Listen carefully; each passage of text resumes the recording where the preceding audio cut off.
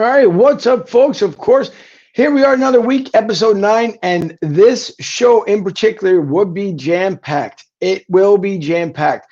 We have later on Derek Gunn one on one with him, and he gave us the time, the opportunity to have an interview time with him, and also past the interview. We had a lot of fun talking to him off air, and even before we decided to do the interview. So Derek Gunn will be on a little bit later on. We will show you that pre-recorded segment.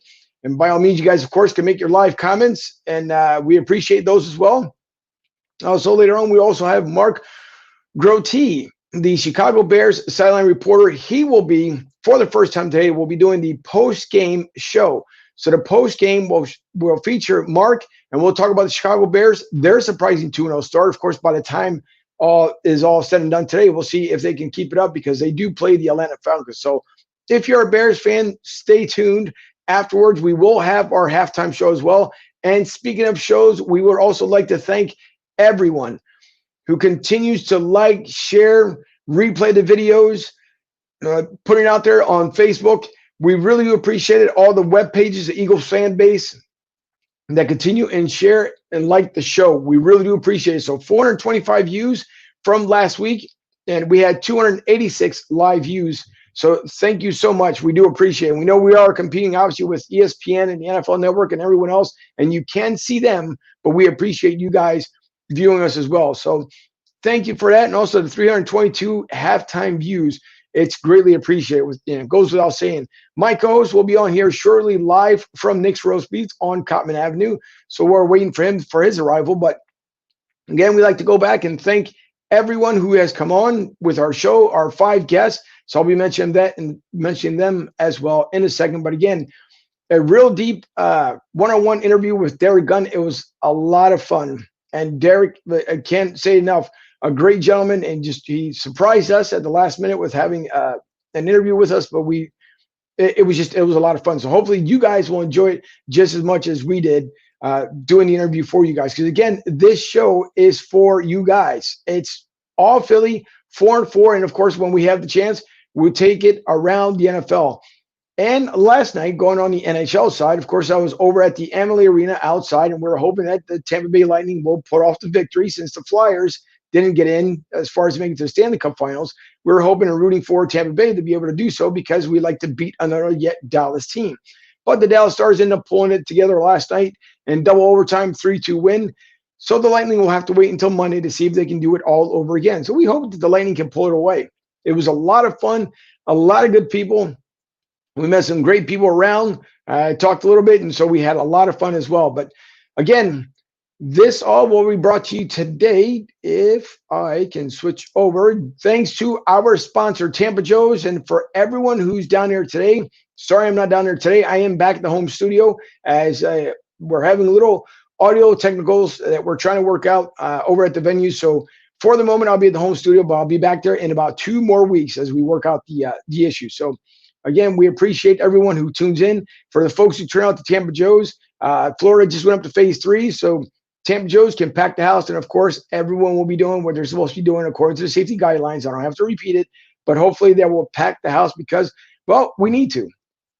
For one, we need the win, and more than anything else, because also the Philly of the South Eagles fan club with Mike Klein, they will be there as well representing. So we hope that those guys and girls have a lot of fun today because, well, again, we need the win. So without further ado, we will begin this show underway. And soon, like I said, my co-host will be coming on. But right after this, we'll be thanking everyone who has come on the show as a guest so far. So stay tuned. I'm Angel. This is Broad Street South Sports Talk.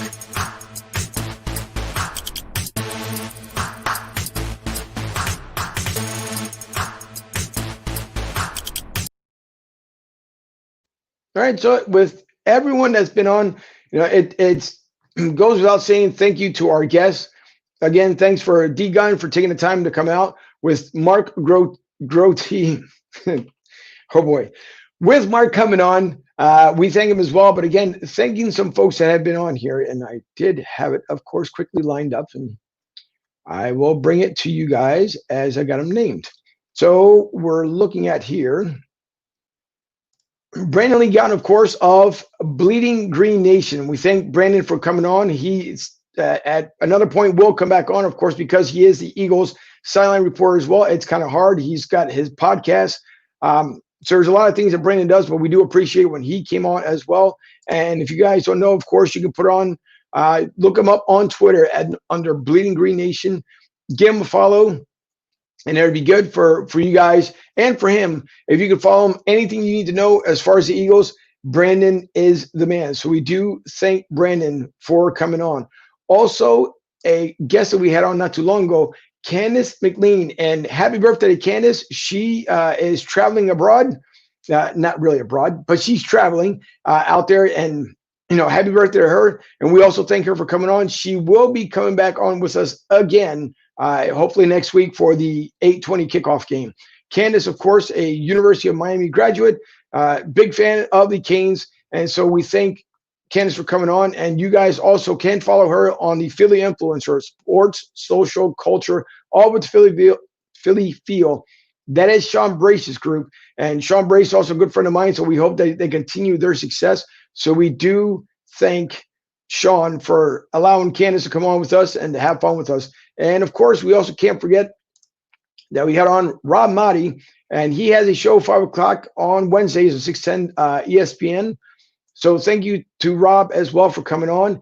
And a clip that I want to show here shortly with Remy, because again, his wife, it's the positive message that we need again over and over, just to say, if things could be worse, but we want things to be better. And I think that positive message might even help out the Eagles today, because again, we do need a victory. And by the way, you guys, if you haven't gone on there yet, and I'm going to bring up here on the other screen, if you guys haven't gone yet on Faith on the Field podcast, right? Good program. By all means, take a listen if you guys have the time. Also, you can find it if you go to robmotti.com. If you go on there and you click on the link, Faith on the Field, that's where you will find the Faith on the Field show. So when you guys get the opportunity, please, by all means, take a look at the website. Subscribe to Rob as well. I will bring up the website a little bit here in a moment for D Gunn, because again, he was nice enough to be on with us. So we do thank him for taking his time to come on board with us as well. It was a lot of fun. We really did enjoy it, and we appreciate everything that he did. So the other two guests, of course, that I mentioned earlier, D Gunn 101. If you guys have not gone to his website, please go to D Gunn's website. And what you guys will see here in a moment, but it'll come up as soon as I take this away. All right, go to gunonone.com, gunonone.com. Listen to the podcast he's had so far. It's been with Brandon Graham, jumping the gun with week 3 NFL picks. He's got a little preview on there you guys can end up watching and seeing. So we do appreciate that as well from Derek Gunn. If you guys missed out on the conversation with Brian Dawkins, my co-host, who's coming up here in a second, you would be, it's like 9 days. He talks about Brian Dawkins through the good, the bad, the indifferent. We talked about it as well when we were on with Derek. So if you guys need to subscribe to a podcast, by all means, please go to gunonone.com. Subscribe to it. Don't miss out. It's also on Twitter, so you guys can catch the replay as well. So we do thank, again, Derek Gunn for taking the time out and coming on with us. So before I get to that inspirational message that I want to talk about beforehand, I, of course, would like to take the time real quick and, of course, introduce my co-host, Mike Fuji.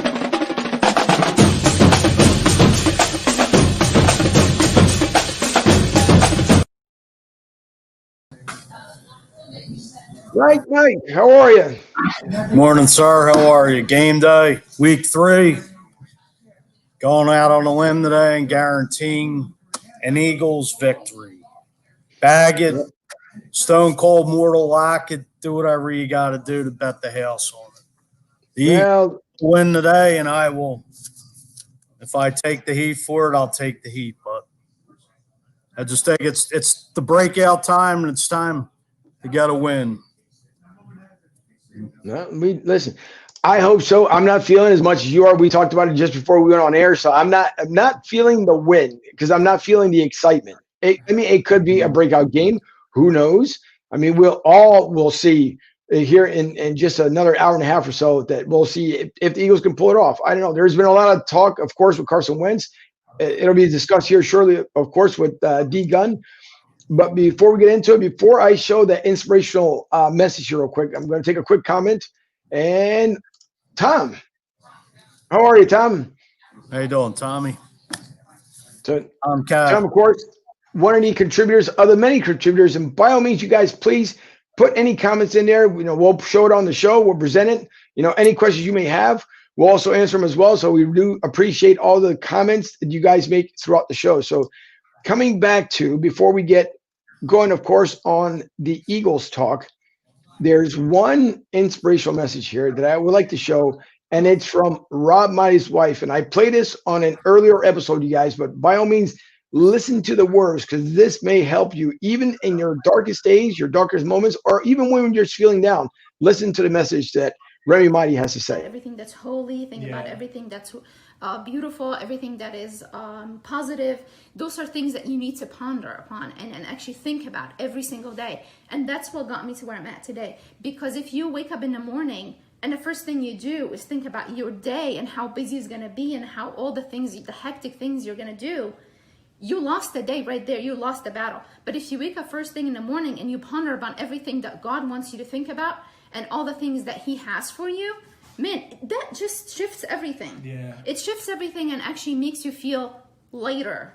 That you got this. You got this. You wake up with this attitude that, okay, I have everything under control because Jesus actually controlled the day for me. He got this. His favor is upon me. Every day is now surrendered to you, Lord. And that's every single day. That's my prayer. This day is yours. Do with it as you please. And that's how I do it. And it really transformed my life.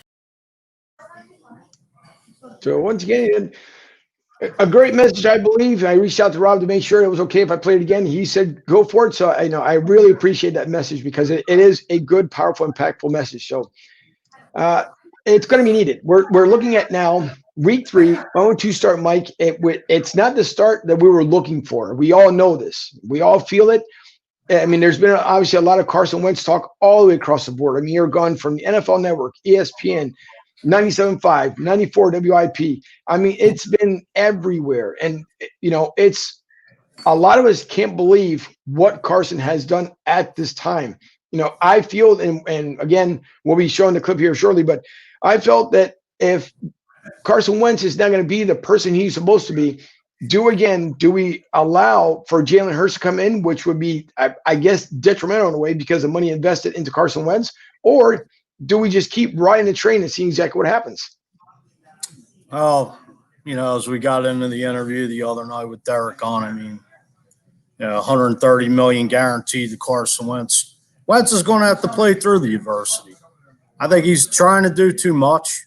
He's taking too much of the blame. All right. Hopefully he's not regressed. I mean, you're holding on to the ball too long, taking sacks, losing big-time yardage. I mean, he's going to have to get through it, and it's growing pains. I mean, this is his 5th year in the league. There's no excuse for it. I mean, I think the pressure would drafting Jalen Hurts in the 2nd round when you need an offensive lineman, a linebacker. You need all kinds of – I mean, this team has all kinds of holes. And, to give – put the ring on Wentz's finger last year, guaranteeing, a new contract, and then, drafting Jalen Hurts, how would you feel? I mean, it's bad enough he's already under pressure, with Nick Foles in the back of his mind winning the Super Bowl. And I think he's going to come out of it. He has to. I mean, he's just got to play through it. I mean, how much longer do you keep Foles? Keep Carson in there. I mean, this team's 4 years coming off the Super Bowl. They've been through adversity. So it's like this team doesn't – you still got a good solid core left from that Super Bowl run. So they know these guys know what the hell they got to do. I mean, they're professionals. I mean, you still got a lot of leaders in that locker room. Fletcher Cox, Lane Johnson, Brandon Graham. Darius Slay brings some experience to the mix too. Rodney McLeod. Like, these guys, they know what the hell they got to do. There's no excuse for it. And Jim Schwartz taking the blame last week. His scheme I'm really not a fan of. I mean, he just doesn't blitz enough. And, all these players got to be out on the field. They're the one that have to take the blame. Jim Schwartz is putting in the plays, but they got to execute. I think the only reason why Jim Schwartz ended up taking the blame there, Mike, is because you figure he didn't want to throw anybody under the bus. And I commend Jim Schwartz for doing that because, I mean, who knows? He took the heat this week or last week. I think if the Eagles have another atrocious game again this week, I don't think that he'll take the blame again. But you're right, the players should own up to it. And, one thing we discussed earlier in the week when you and I were talking via the phone line there is that we see what's on the field when it comes to practice time. Like, everybody at practice is on it, doggone it. But when it comes to the game, it just seems like it's a complete turnaround. And, I made the reference last week, which was a big one. And I made it again with Derek Gunn, was the communication. We heard that during the post-game comments last week after the game. People were saying that the communication wasn't there. And that was one thing I preached about come last week. And I'll probably preach it again this week until they decide they want to get it right. So I'm going with the communication factor. Let's hope they can get it together. But you are right. As far as the defense, they should be all talking to one another. They all should be in each other's ears. Just don't talk about it on the field or after it's all said and done. You need to be having an interaction with each other. Get on it. Brian Dawkins, I mean, we know that he was always in everyone's ear. Jeremiah Trotter, when he was here, same exact thing. And that's what's lacking with this team as far as the defense. And I know Jalen Mills is trying to do it, but that's one thing he's missing out. And then looking at Tom's comment here, he says, Jalen Hurts, the new Nick Foles in his head. And funny you should say that, Tom, because the other thing is that was discussed is that it seems like, and if you listen to the Derek Gunn podcast on with Brian Dawkins, he asked the same question to Brian Dawkins. And according to what Brian Dawkins stated was, and I think where a lot of people, we've talked about it as well, is that it seems when Nick Foles winning the MVP, winning the Super Bowl here in Philadelphia, it seems like Carson Wentz still has that kind of monkey on his back that he can't get over, that he hasn't done it. But it's up to Carson Wentz. I mean, you can only lead the horse to the water. You can't make him drink it. So he's got to figure out what to do at this point. And the second one before I turn back over to you, Mike, is Tom again says, is Howie the problem as well? I'm going to say yes, because the Rams basically laid the blueprint on how to, kill these linebackers, which, I mean, the linebacking core to me is garbage right now. I mean, you got a couple rookies on the bench. Hopefully, if they got to step in, I mean, so be it. I mean, Nate Geary got burned 3 times last week, and actually my friend Sean brought that to the table last week about, he got burned on 3 touchdowns. And, where was the blitz?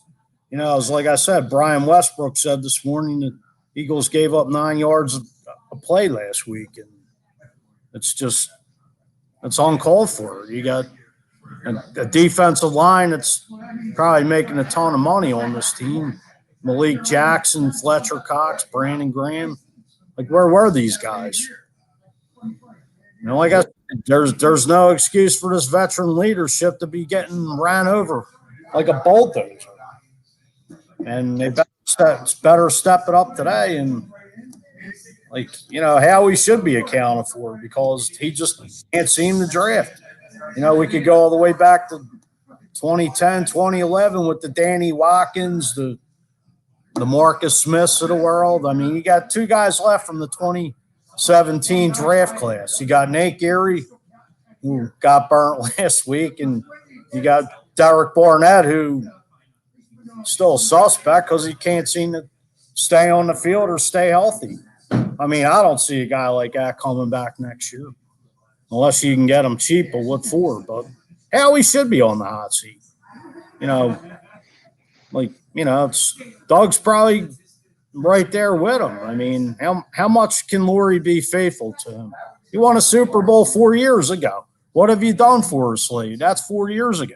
Stop riding the Super Bowl 52 bandwagon. It's gone. It's over. 3 seasons here later. Like, you know, to me, Howie's a capologist like Joe Banner. He's not they need a football guy who's a legitimate GM that can come in here, let Jeff have him run the ship and put Howie in the back room again when Chip Kelly took over. It may happen. Who knows? Because if we're talking about GMs as well. If you go right across the street, that might be a GM that may be let go here by the end of the day. You know, Matt Glentak, so he may be gone too. Get rid of him and clean up that Sixers front office, but that's a story for another time. But it sure is. Now, I'm not too sure who the Facebook. Fired up. That's all. No, I understand, but I don't know who the Facebook user is. So whomever you are, yeah, we'll be watching from Kansas City today. Go Birds! So thank you for watching from Kansas City. We appreciate it, and yes, indeed, go Birds! And one more here before we go to Derek Gunn. Bring back to Douglas and Frank Wright from Tom. Frank Reich. Hey, I think he laid the game plan as far as under Doug Peterson. John DeFilippo, too, as far as quarterbacks coach. I mean, obviously, he got the best out of Carson. Maybe that's why Carson probably bitched and complained and got DeFilippo out of here. Could have been a great possibility, but we're going to bring on here before it gets a little bit too late, which is not at the moment, but we're going to bring on the interview now with Derek Gunn. And again, Mike and I were like a kid at a candy store a couple of nights ago, and it was so much fun. It was late night, but man, it was fun. So hope you guys enjoyed it just as much as we did. So here we have the interview with Derek Gunn. Oh, hold on. Give me a second, because of course, one thing that may not be playing. Let me go back to us here for a second. It's the magic of things, the way they actually work. Here we go. Now it'll work. Love this stuff.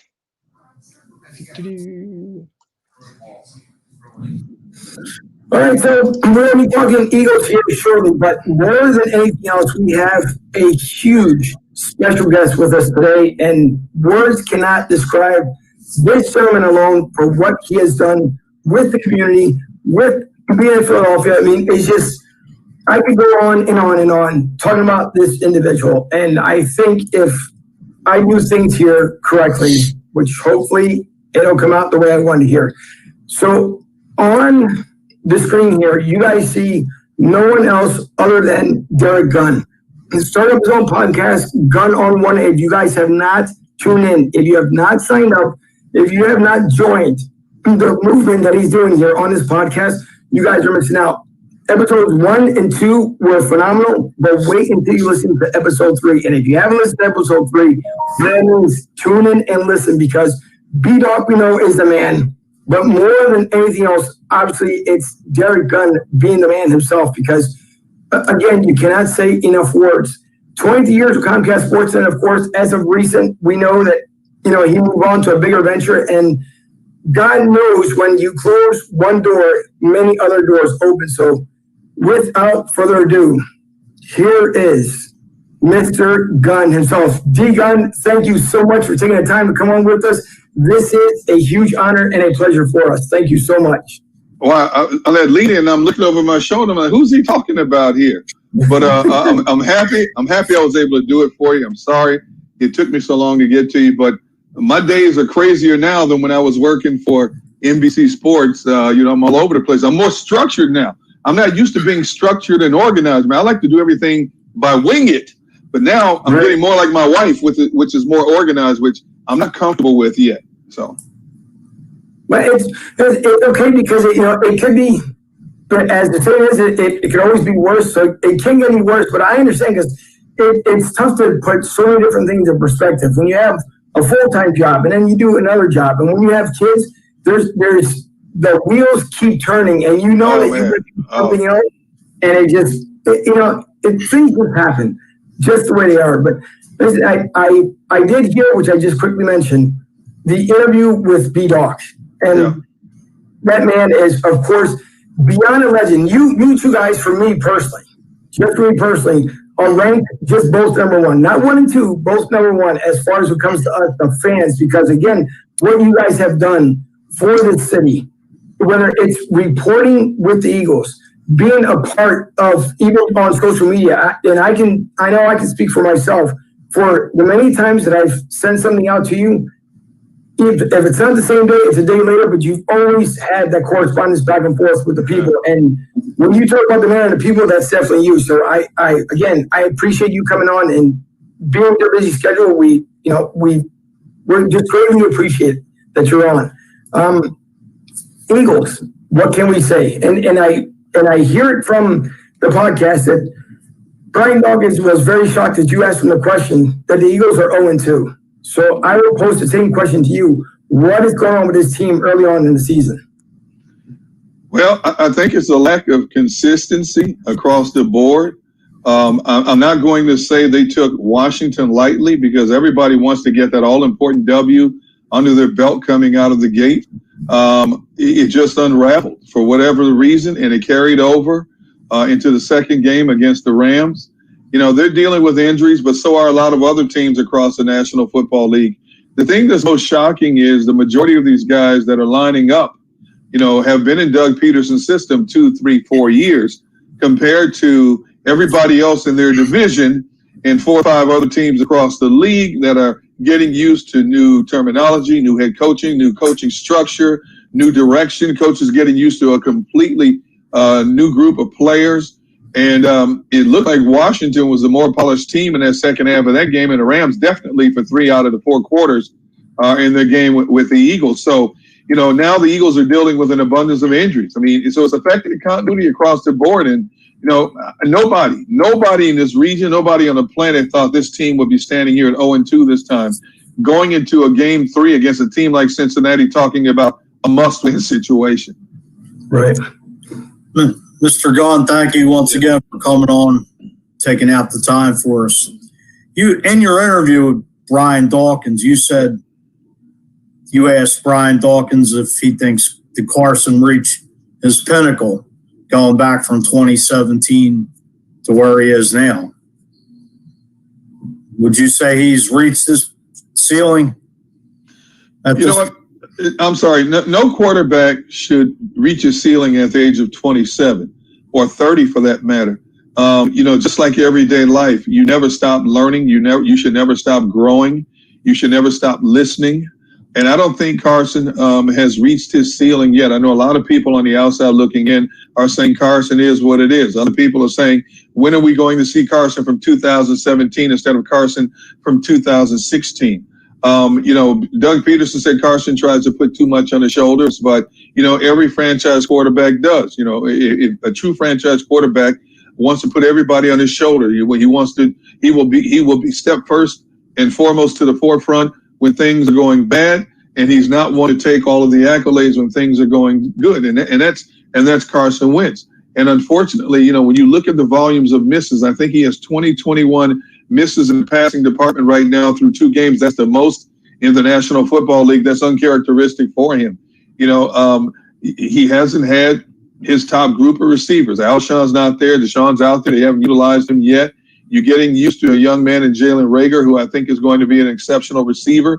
Unfortunately, now he's down for 3 games. I think Greg Ward can be integrated more in the offense from the slot position. I think he's well suited for that slot position. You got to get the young guys up to speed like John Hightower. You know, you have the tight end. So, you know, if he can will this team to win the division last year with guys that he was pulling off the street and they were pulling, you know, out of grocery stores and so on and so forth, they should be able to have more consistency in the overall offense. You know, Miles Sanders missed the first game. He's in the second game. Lane Johnson missed the first game. He comes back. You know, now you have more people down. You got Jalen Reagor down. Fletcher Cox may not play Sunday because of that oblique injury, so on and so forth. You know, Nate Herbig was on the right side. Now he's moved over to the left side, and Matt Pryor's on the right side. So it affects the overall continuity and chemistry.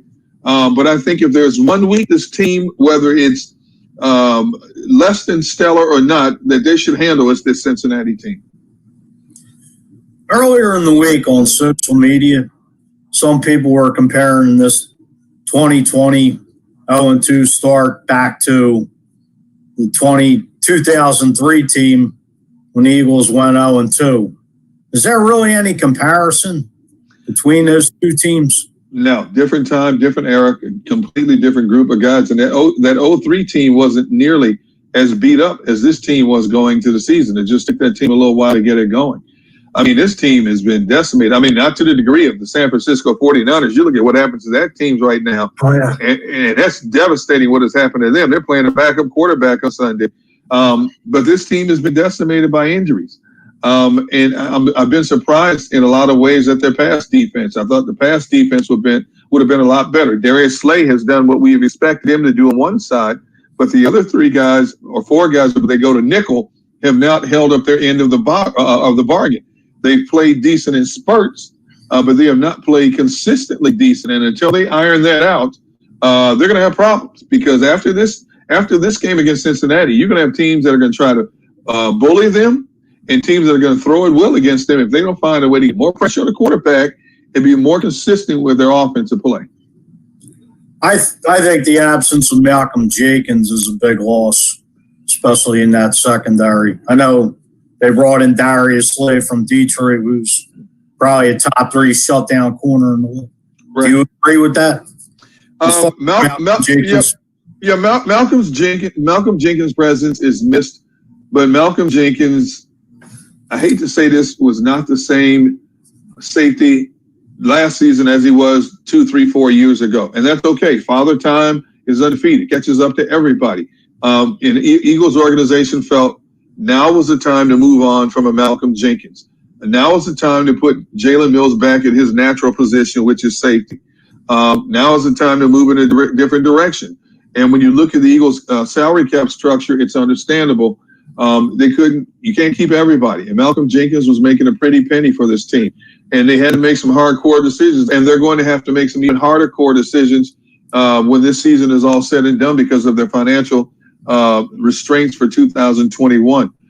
So, yes, his vocal leadership is missed, but you still have enough guys in that locker room, from Jason Peters, Lane Johnson, Jason Kelsey, Brandon Graham, Rodney McLeod. You still have enough guys in that locker room, Fletcher Cox, who can lead, Carson Wentz, first and foremost, who are more than willing and should be willing to lead verbally as well as by example. Right. Now, you talked about earlier as far as when it comes to Carson Wentz, and again, I know the question was posted to Brian Dawkins, and I'm going to bring up his Hall of Fame picture here in a second, but so Carson Wentz is starting to remind me, and I talked about this last week on the podcast when we went live, but he's starting to remind me of Donovan McNabb, meaning that the short passes, the overthrown passes, putting the receivers in harm's way. We saw that last year with Zach Ertz. He almost did it again this year, with Jalen Rigby, Jonathan Hightower. It's not, to me, it seems like Carson Wentz, he may come prepared as far as during practice during the week. And we hear it all the time. Carson looks ready. Everybody looks ready. But when it comes to game time, it's almost like there's an off switch. Is there something that happens differently? And you should know more than anyone else being at practices year after year. Is there something that turns off on Carson from practice to game day? Well, see, that's why when teams go to training camp and these reports come out, so-and-so's looking good in training camp, and people ask me, D-Gun, how does so-and-so look in training camp? I said, ask me when they play a game. I never get too jacked up about training camp, because even when they're going full speed, it's a little bit different than actual game speed. You look at a quarterback, even though he may get full speed repetitions in practice, he knows there's that mechanism in his head who knows that he's not going to be hit. See, there's another whole mechanism when you get into a game and you got guys trying to rack up sacks and get the ball from you, strip the ball out of your hands, especially when the word is out that you have a case of fumbleitis, as Carson has had over the past couple of years. That's a whole nother mechanism that he has to worry about. And when you look at the inconsistency of the offensive line play, it was atrocious in the first game. It was a whole lot better in the second game. But again, there's no consistency that we can gauge by right now. But Carson has played the quarterback position for a long time at the collegiate level and the pros. So he should have a better mental grasp on these things. But, every game scenario, every quarterback scenario affects each individual differently. Am I surprised as I sit here right now that Carson has had the struggles that he's had 5 years into Doug Peterson's system? Absolutely. But I'll say it again and again. There's still time for him to to kind of iron out some of the rough spots in his overall mechanics. I think the biggest thing, if you want to get him to settle in and get him in a better rhythm, you've got to move that pocket for him. You can't let him just sit there. When he came out prior to the 2019 training camp and said, I'm going to become more of a pocket quarterback, I'm like, that's not your game. Make that a part of your game. But the more significant part of your game is being able to do what Jared Goff did the entire game against this defense just this past Sunday.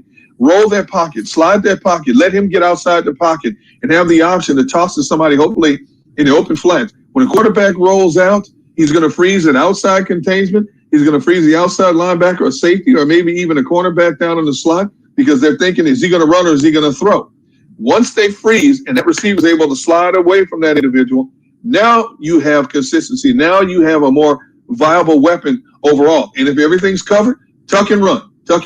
Don't duck and run the way he's been doing head first, because that's where you talk about getting head injuries and spine injuries. He's got to get rid of this duck his head first when you got 200 or 300 pound guys coming into and slamming into the crown of your helmet. When you bring that up about how Carson going back to 2019 said he was going to be a pocket passer, it reminds me going back to when Randall Cunningham was here, when Rich Kotite was the offensive coordinator. Rich Kotite tried to make Randall a pocket passer, which he wasn't. I mean, Randall would take off and, like Carson has, moving him out to the flat and just passing it, just getting rid of the ball and making big plays. Just the similarities going back, like I said, from Carson Wentz 2019 to Randall Cunningham 1991. When you have a certain amount of athleticism, it's easier for you to be able to use that entire repertoire of athleticism if you have more space to work. When you have this guy in the pocket, in the corral, so to speak, he doesn't have a whole lot of room to wiggle and get out. Now, sometimes he escapes, he'll pick up the necessary 5, 6, 8, 10 yards. But a lot of times, especially if you have linebackers now spying on quarterbacks nowadays, he doesn't have a lot of wiggle room. Why would you keep a thoroughbred like that in the corral instead of letting the colt out of the corral and do his thing? And I think as the season goes along, whether it's finally realizing what's best suited for him or out of desperation, Doug Peterson's going to have to change some things up to make Carson a more lethal weapon in all facets of the offense. I'd have to agree. I'm sorry, Mike, go ahead. No, go ahead. No, I'd have to agree because, again, we know that the frustration level, and you can hear it on a lot of the callers this week to the various stations, 97.5, 94.1. I mean, you can hear the frustration. And yeah, are we easy to give up on Carson Wentz? Of course, we're fans. It's just the way it works. It's having that patience. And it's almost like going back to something we just said before you came on air. It's like that parenting. Your kids, you have to, you tell them, don't do this, don't do that. This is right, this is wrong. It's all about making good choices. So I agree. And Carson Wentz did talk about prior to the season starting that the O-line was going to be a presented problem for him that he could see for the foreseeable future, I guess, for this season. And it seems, obviously, that's the case. Now, again, injuries, we know has been plaguing us now for the last 3 years. And, it just seems to keep going and going and going. So I'm hoping maybe by the bye week, we can get it together with, obviously, an over 500 record. But I would have to almost agree with Carson Wentz saying that the O-line is just not there for him, at least not at this point going into week 3. I'm not completely solidly secure that we can beat the Bengals, but at the same time, too, Carson could have finally that game that he needs to get him out of this funk that he's in at this moment. I'm not too sure how you feel, but at least that's the way I'm feeling coming into this week. I look at this game for the Eagles, as banged up as they are right now. I look at this game as like a healing type game for the Eagles. And players will tell you, and it's true, they don't disrespect anybody. They don't overlook anybody. In this league, you can't. History has shown you start overlooking people, that's when you get embarrassed. Cincinnati is led by a young quarterback who I think is going to be a phenomenal talent in this league. This kid, Joe Burrow, has ice water in his veins. He's got some great weapons. He's got A.J. Green at his disposal. He's got T. Higgins, a second-round pick. A.J. was a first-round pick. John Ross was a former first-round pick. So he has weapons at his disposal. Giovanni Bernard in the backfield, Joe Mixon in the backfield. but he's a rookie. And we know Jim Schwartz's record against rookie quarterbacks has been very good. But Joe Burrow is a little bit different. You can tell, even though the Bengals are 0-2, they've lost both games by a grand total of eight points. So they know they're not that far off. Now, the Cleveland Browns ran all up and down their defense to the tune of 215 yards last Thursday night. So the Eagles need to establish that running game. You got to get Miles Sanders going early, because you don't want to put the onus on the quarterback standing back there patting the ball, especially if the receiving game is not on par right now. The running game will open up so many different things in the passing game. You've got to get Zach Ertz more integrated. Dallas Goedert more integrated. Do what you have to do to keep the chains moving. But if you let a team like Cincinnati stick around in the fourth quarter and believe that they can win in your backyard, especially when there's no fans in the stadium, look out, because when a team thinks they can beat you, sometimes they will beat you. That is so true. Mike? I was going to say, do you see if Carson Wentz still struggles, he will be benched for Jalen Hurts or Nate Sudfeld? No, not now. Not 3 games into a season, not 4 games into the season. Carson would have to fall off the planet. When you think about the money this organization has invested in them, and don't think for a moment that Howie Roseman and the front office doesn't hear the public criticism about how inconsistent his draft picks have been. So, just a few seasons ago, Carson was on the brink of being a league MVP. And ever since then, we've been wondering what's happened to Carson. It hasn't been as consistent. You look at some of the other draft picks, 2 years in a row, they use second-round draft picks, which normally, depending on where you draft in the second round, are as valuable as first-round picks for a lot of teams. They pick a J.J. Arcega-Whiteside who's in the witness protection program. He's got 11 catches and a little more than a season plus. You look at they come back and they take a Jalen Hurts, and you're thinking, wait a minute, you just gave a franchise quarterback $130-something million. You re-signed his backup for over $1 million for another year, and you use a second-round pick when you could have gotten a linebacker, another offensive lineman, another starting DB, a wide receiver, running back, anything, and you use that for a guy who's basically going to be standing on the sidelines for the bulk of the season with his hat turned on backwards, holding the clipboard and charting plays in his rookie year. I mean, right. So they don't understand the public outcry here. So can you imagine if the Eagles admit that they may have made a mistake with Carson Wentz after getting after picking him second in overall draft? He's only 5 years into his career, and they fold up 10 and abandon him at this point. Carson Wentz would have to fall off the map before they pull him. Now, if they were 0-6, 0-7, okay, you go in a different direction. Let's see what you got here with this young kid. But outside of that, if they're like 2-5, 3-4, you got to stay with him. You're going to have to stay with him, whether it's inconsistent or not. You can't bench Carson Wentz for anything other than falling off the planet. I agree totally, because you can't pull the plug on your franchise. No. I mean, the only way he's going to come back around to being Carson Wentz that we know is throwing him out there. I mean, you just can't bench him. To me, I think he was the undisputed MVP of the 2017 season myself, even though they gave it to Tom Brady, but that's another story. But Derek, I wanted to ask you this. What do you think of Howie Roseman's drafts? Inconsistent at best. Howie has admitted he's made some mistakes along the way. I don't understand why this team doesn't address the linebacking situation. When you look at some of the linebackers that were on the board this year, for whatever reason, you look at his middle to later round draft picks, they don't stick around very long. Jason Kelce has been an exception to that rule, staying with the organization as long as he has. They've got to get better. They've changed the structure of the scouting department. They had Joe Douglas in here, who's supposed to be one of the better scouting minds in the game. And, of course, now he's a big wig with the Jets. And for whatever reason, what was the definition of insanity is thinking you can do the same thing over and over again and expect the same results. And it hasn't happened for Howie Roseman and his organization. So the clock is ticking. Once Chip Kelly was out of there, not only was Howie given his title back, but this year he was given another title as well. And Jeffrey Lurie is loyal to his people, and I don't have a problem with that if they produced. Howie Roseman got this city a Super Bowl championship. You look at the strategic moves he made in 2017, bringing in LeGarrette Blount, Alshon Jeffrey, Jay Ajayi, so on and so forth, and it worked. You know, even when they lost Darren Sproles, even when they lost Jason Peters, even when they lost the franchise quarterback, everybody doubted them along the way. They're not gonna win this thing. They're not gonna beat Atlanta in the first round. There's no way they're gonna beat Minnesota. No way they're gonna beat the evil empire that was the New England Patriots. And it was just the perfect storm in 2017. So now that Howie's giving people a taste of champagne, they want the whole bottle. And unfortunately, it has been going down, down, down to where it's almost like seltzer water right now. Do you think Joe Douglas should have been the general manager?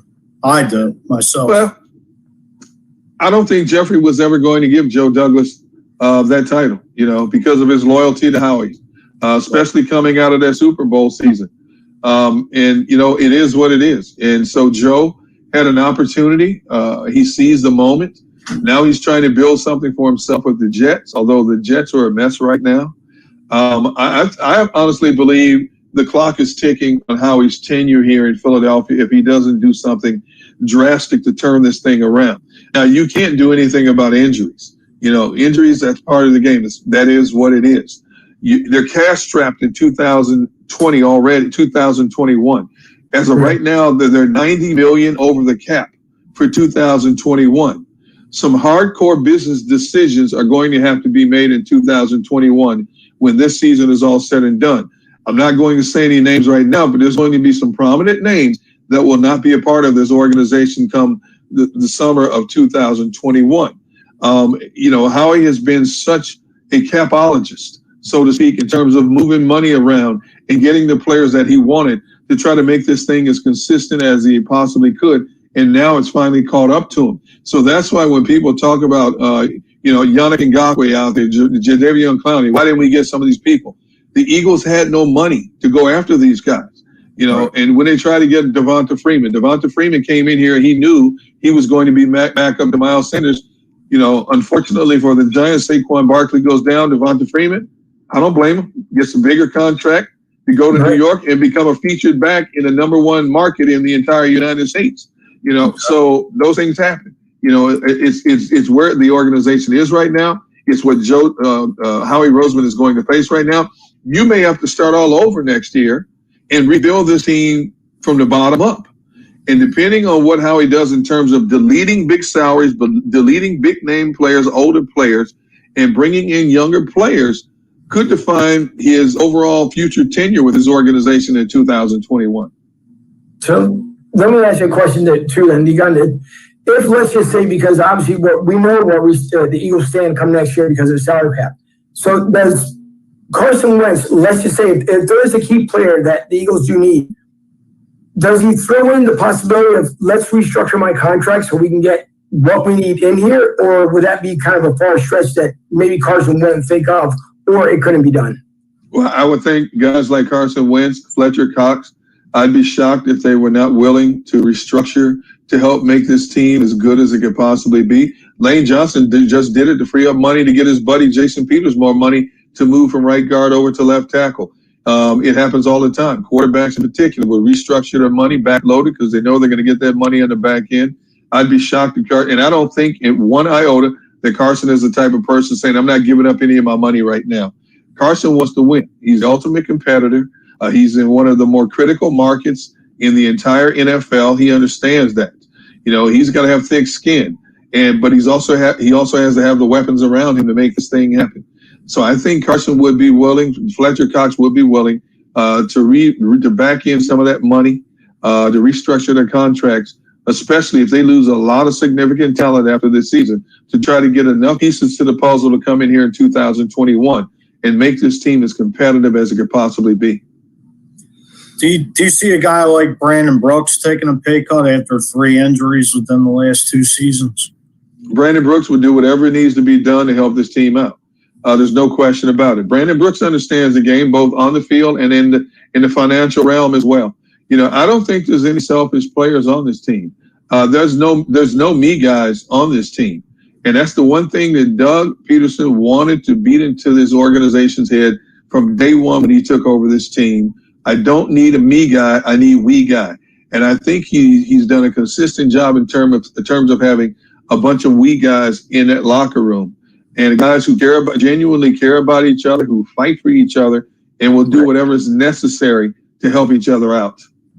All right. One of the bigger things, and I'm going to bring up just the quick picture here, of course, the Hall of Famer himself, Brian Dawkins. And again, if you guys are just tuning in, we're on with Derek Gunn. Of course, Gun on One, his podcast came out. And if you have missed episodes 1 and 2, get caught up. But I'm telling you, episode 3 just knocks it out the park. But so Brian Dawkins, obviously, there's no shoes that can have been filled with what Brian Dawkins left here in Philadelphia. We know, and I have on cue here, an interview you did with him 11 years ago. Brian Dawkins, it's a huge spot to fill with his organization. And the leadership value that he brought, and I know Jalen Mills is trying to fill that spot, and God bless Jalen Mills, because at least he himself has said that he's trying to get there. And I think he can get there. There's no one like Brian Dawkins. So with that being said, we know that there's going to be voids to fill next year. And I think it's also the anticipation that we know, again, bringing back the salary cap, that there's only so much wiggle room that we're going to be able to do. But I'm hoping that with Jalen Mills, even with some of the safeties that we have, it's just, we've heard that everyone, I think it was on Sunday, either Sundays or Saturday beforehand, prior to this season, that they would get together somewhere in either in a practice facility or Lincoln Financial Field, and they would get together, whether it was a prayer, whether them just building that bond together. And it's something that has been missed in a lot of teams in the NFL. That's one thing that I do appreciate with Carson Wentz trying to do, even with his foundation. But Brian Dawkins is so dearly missed. Mike Fuji, obviously my co-host, is a huge fan of Brian Dawkins like the rest of us. But it's just, it's missed. And I think because we look at the yesteryear of what has happened, we look at Brian Dawkins, what he did with his organization. Of course, that year of 2017, you mentioned on the podcast that he felt something that particular year, that the Eagles were going to do something, and they ended up winning the Super Bowl. But for Brian Dawkins, more especially because not only did he go into the Hall of Fame, he became an ambassador of the year. And coming out, and I do have footage, of course, when I went to the NFC Championship game. When you look at Brian Dawkins, when he came across that screen at Lincoln Financial Field, the message he put across, the only thing that was missing that night was him running in like a Wolverine that he used to during the games. And I wish he would have done it because it was so electric for the NFC Championship game that that's something that I missed. So you talking to him this week, it was just, that nostalgia just brought everything back. So I even thank you for that interview on Gun on One, because it's just phenomenal. When you think about a Brian Dawkins, first and foremost, you think of humble, generous, emotional, passionate, legend. He is all of those things and then some. Brian Dawkins is the genuine article. You just don't replace a legend, a Hall of Famer like a Brian Dawkins. Good players, outstanding players come and go.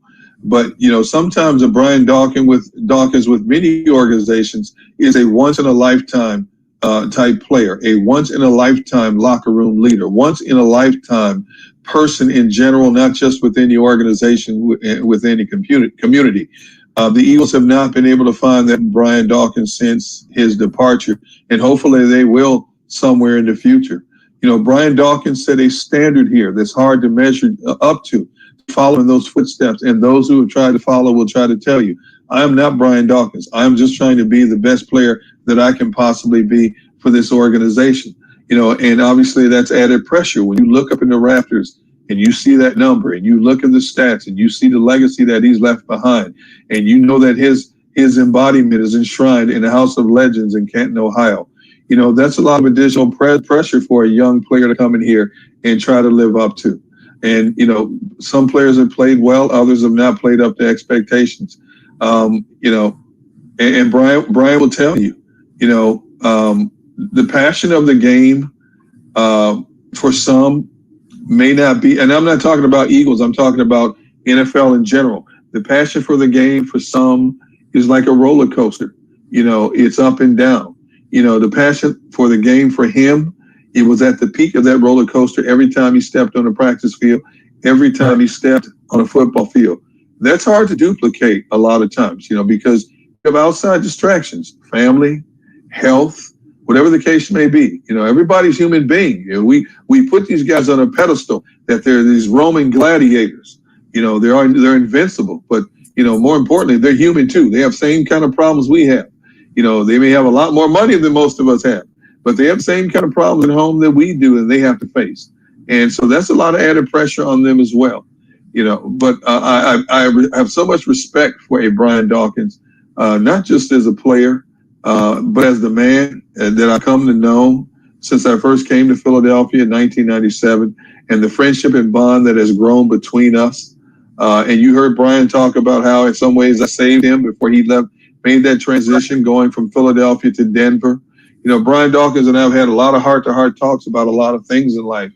And, I may be one of the OGs in the game of broadcasting, but I tell people all the time, you're never too old to learn, and for as much as I tried to teach and share with the Brian Dawkins, I've learned a lot from him as well. No, I have to agree. Before I turn over to Mike here, there's two clips I want to show. Now, on top of that, as you're talking about the OG, dude, even with just you and I, and obviously Mike Fuji here, my co-host, with you, if you were to tell me back in 1997 that one, I'd be doing this, and two, interviewing D Gunn, I would never guess it. So listen, again, I will say it once, I'll say it again. God works in mysterious ways, and everything in this world happens for a reason. Yes, it does. So no question about it. You just talked about Brian Dawkins when he left here, so I want to bring this up, and hopefully it'll play all the way through. And then I also want to show, just to fast forward, a minute of your clip with Brian Dawkins on your show. So let's hold this place the way it should be playing.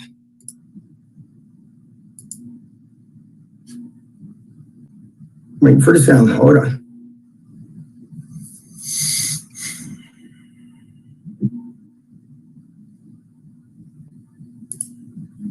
It's coming. Give me a second. See, this is the fun part. When things can go funny, they go funny. But we'll bring it up here.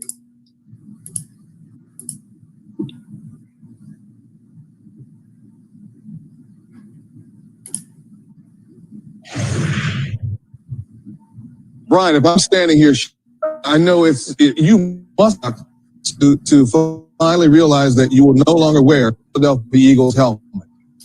Yeah, I mean,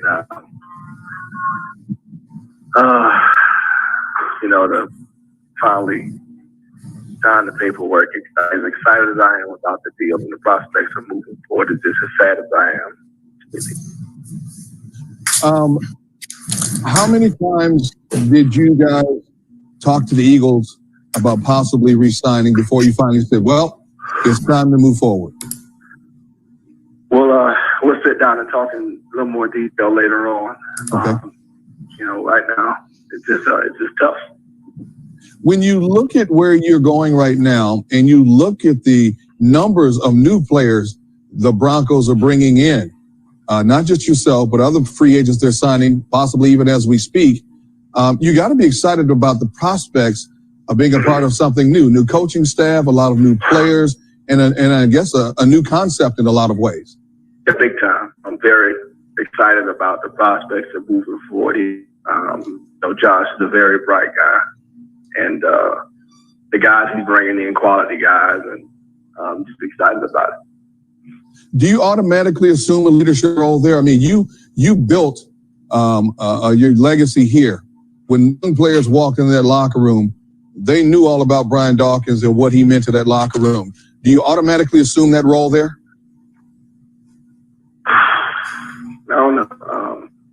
I'll give him what I got, and hopefully that's enough. Yeah, appreciate it, bro. I gotta appreciate it. So now you talk about something so powerful, right? And we all of us felt the hurt because we didn't see it coming more than anything else. And it to me, it sent shockwaves all over the NFL because obviously Brian didn't see that one coming either. But to be able to finish an interview, and especially with when speaking with you, I couldn't imagine what he thought about at that point in time when it happened to him. Brian Dawkins thought he was going to finish his career with the Philadelphia Eagles. He thought that what he had given to this organization was enough for him to have earned the respect to walk out of here on his own terms. And at that moment, he quickly learned that this is a business first and foremost. And I'm not saying he thought he was any more important than anybody else, but he thought that because of what he had done in this community and as a professional athlete, that things would have ended differently. And Brian, almost exploded, about talking about what the Philadelphia Eagles did to him and about forcing him to seek employment elsewhere. And he and I had a heart-to-heart talk. I said, that's not you. That's not your platform. People look up to you for a reason. Young black men, young black athletes look up to you for a reason. If you step out of character now, what are you telling them in general? And he really had to rein his emotions in and be the man that I knew that he was, be the professional that I knew that he was. Suck it up and go ahead. I said, the funny thing is, Brian, it's different, like the common guy, he loses a job, he's got to scramble and worry about how is he going to feed his family? Where's the next dollar coming from? In your case, you're going to a place where you're offered more money to continue doing what you want to do. It's not the same place you want to do it, but you're making more money at this stage of your life. So go out there and be the best Brian Dawkins you can be. Give him everything he had. That's exactly what he did. And unfortunately, it was a Liz Frank injury after 16 years, more than one that finally helped end his career. Right. Now, before I turn over to Mike, just to fast forward so everyone can get a taste of the interview that you had with him recently. It's 9 days. Obviously, it's 11 years ago, but you can still hear pieces of Brian just so kind of remembering of what it was. Here's what's eerie. I remember you and I standing on the practice field prior to that 2017 season. And you said, D-Gun, is going to do something special. I'm like, what? You said, trust me. You said, trust this team is going to do something special. And lo and behold, they won the Super Bowl. How did you know? There is a caring aspect that goes to another level. When you start playing for guys, you care about your team. And you begin to hold one another accountable. First of all, you hold yourself to a higher standard. Practice, preparation, and you then can now help other guys hold themselves. Or you ask them to come where you are as a leader. So the leaders, all the leaders, but not just going from a verbal standpoint. Excellent interview. Thank you. But you can ask the simplest question possible to a Brian Dawkins, and he will just run with it. I just sit back and just listen to him. My questions don't have to be that insightful. He will take it and make the question insightful and meaningful. But that's what Brian Dawkins does with whoever he talks to. And the Brian Dawkins that I interviewed this past week is exactly the Brian Dawkins I expect to get each and every time we sit down and talk. I had the opportunity to go to Canton 2 years ago, and Brian Dawkins went in the Hall of Fame. And the speech he gave was never heard a speech like that. Just very real, very docile. What he went through. I had the opportunity to meet Brian Dawkins on 3 or 4 occasions. Just a very, tremendous human being. I think, we could use a lot more Brian Dawkins in the world. Mm-hmm. It would make the world a better place. Absolutely. Just not just as the player, but the human being himself. Just, a motivational speaker. Just my favorite Eagle of all time. Doesn't get any better than that. To kind of flip-flop here, because to piggyback on what Mike is saying right there, the other person that you brought up in the interview, and if you want to have a laughable moment, I'll give you a laughable moment here in just a quick second. So Jeremiah Trotter, years ago, and the shocked look that I have on my face is because when Jeremiah Trotter put his arm around me, his hand is ridiculously huge. Yes. So that was the shocking factor, because I couldn't even believe that, I was there on helping a friend out on a detail for a charity. And so he was nice enough to come up. But it's funny because as Mike was just talking about Brian Dawkins and having that leadership and that vocal power in the clubhouse. It's funny with the question that you asked Brian Dawkins, and I want people to listen into the podcast to hear exactly what the answer was, but it's funny to hear how Jeremiah Trotter described Brian Dawkins. And it's, well, from what he said, and I don't want to give it away because, again, so everybody can tune in, and you can find it on every platform, Spotify, Google Podcasts, so give it a listen. But you can also tell that Jeremiah Trotter, the love that he had prior to obviously going to DC, it was insurmountable. You can't say enough, and we can go on for hours. Obviously, I can't keep you on for hours, but we can go on for hours on how this team had gelled so well. And that defense that was so unstoppable, but two black men at that was just such a positive impact on this team that we've yet to fill that void. And so I can say it over and over again, the same way with thank God for you being on, that we don't lose you as far as, not being able to talk to you and see you and being in the community. So, if I'm really going to talk about it, it's three powerful black men that in Philly that we've had the pleasure of knowing, that we still know. And it's what's missed in Philadelphia. And Mike was right as far as what's missed in the world right now. Putting me in the same breath with a Brian Dawkins and Jeremiah Trotter is not fair. I'm light years behind them. But what I've tried to do my entire career, 41 years in this industry, is treat people how you want to be treated, treat people with respect.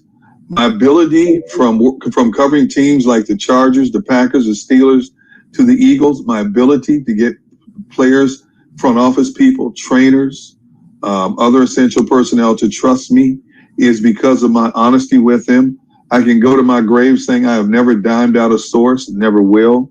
When I look at this Eagles organization, I always tell people, if I ever wrote a book, I would have to go in the witness protection program about stuff that I know about not just this organization, but about things across the league. And I take pride in the fact that, when some players are about to leave and a new wave comes in, that my name is one of the first names that players are told, hey, that's one of the few guys that you can trust right there. A lot of times when new athletes come to town, they are overwhelmed by the volume of media that comes running to their lockers, and the microphones that are thrust in their face. This is not Cincinnati, Green Bay, or Buffalo, where you might have 10, 15 people. On a daily basis, these guys have 50, 60, 70 people in the locker room. You have more media people in the locker room here with the Eagles sometimes than you do actual players. And it's overwhelming, and they don't know who to trust. A lot of them come from small towns, out of town. They're not used to a big city lifestyle like Philadelphia.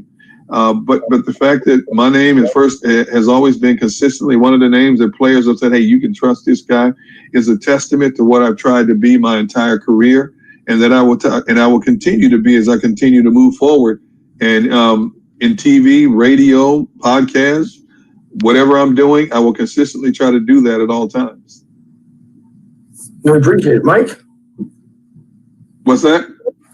No, Mike, did you have a question? I had a question for you, Derek. As far as the Eagles, since 2017, they've been like the most injury-plagued team in the NFL. Why do you think that is?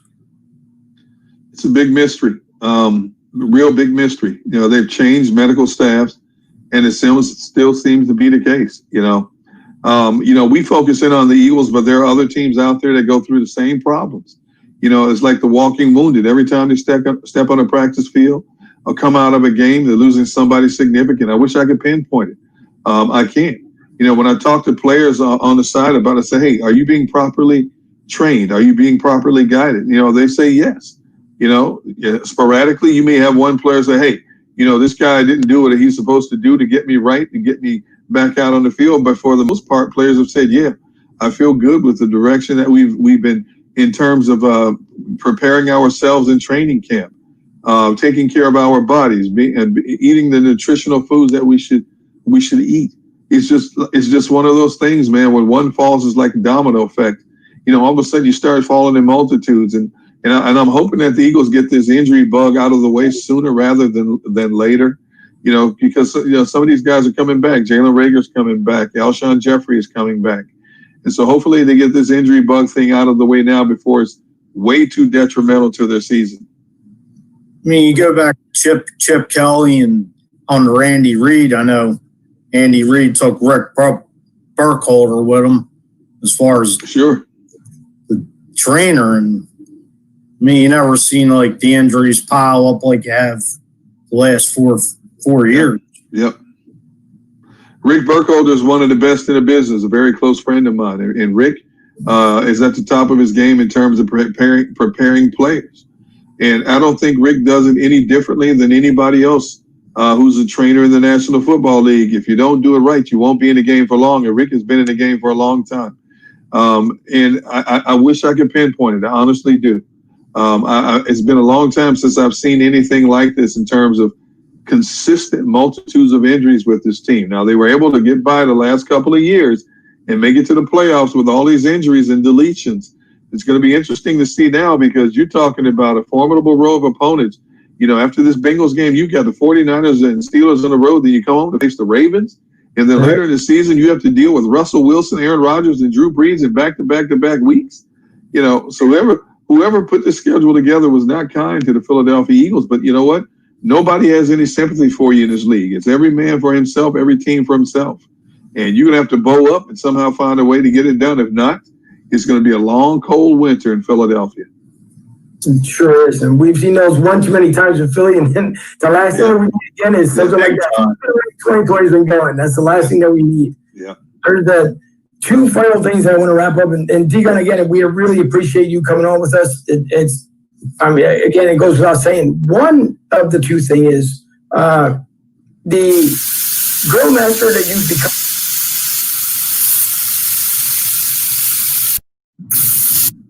Being on the grill, I mean, it seems like it's become a hobby now, but the other day I sent you a tweet and I said, you can almost like smell it because you've been grilling so much.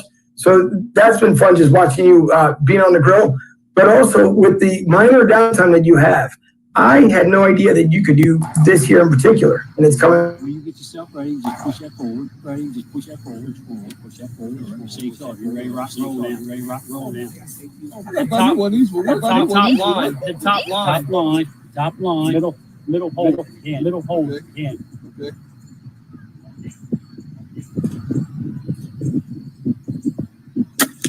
Okay. Don't mess with me. I'm a bad man. Don't mess with me. No, one of my son-in-laws is an avid hunter. You know, he's an avid deer hunter, avid bird hunter. He has trophies on his wall. And so that was his dad, who's a good friend of mine, who was showing me how to use a crossbow for the first time. The first time I ever shot a crossbow. Now I might have to go out and get me one. You know, I might have to, but, you know, those things were fun, man. I enjoyed it. So.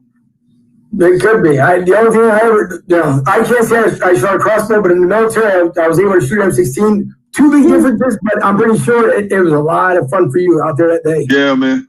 Yeah, we had a lot of fun doing that. And one day I may go out deer hunting. You know, I love to go fishing now. I mean, he's been trying to get me to go out there, him and his dad trying to get me to go out deer hunting and duck hunting with him. I might have to do it now. You know, earlier in the year, we went trap shooting over in Maryland at this preserve where they allow you to trap shoot. A bunch of us did. I enjoyed doing that as well. Now you got me crossbow shooting. So who knows? A D-gun fisherman may become D-gun fisherman / hunter.